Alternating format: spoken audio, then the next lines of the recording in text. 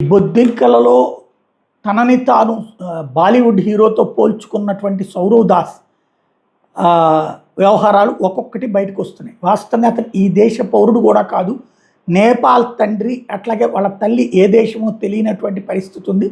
రెండవది, అతనికి ఆమ్ ఆద్మీ పార్టీ వాళ్ళు వీళ్ళందరికీ విందులు వినోదాలు ఇవ్వగలిగినటువంటి పెద్ద ప్రాపర్టీ ఉంది. ఎక్కడి నుంచి వచ్చింది, అతను కనీసం లా ఎగ్జామ్స్ కూడా పూర్తి చేయక 4 సార్లు ఫెయిల్ అయినోడు అన్నటువంటి లెక్కల్ని బయటపడితే మరొక కొత్త అంశాలు బయటకు వస్తున్నాయి.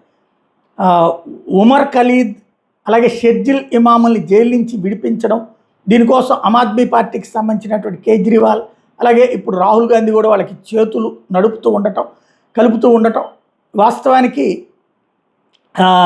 ఈ ఉమర్ ఖలీద్కిను ఇతనికి మంచి కాంటాక్ట్ ఉంది. ఇతను ఉమర్ ఖలీద్ పార్ట్నరు.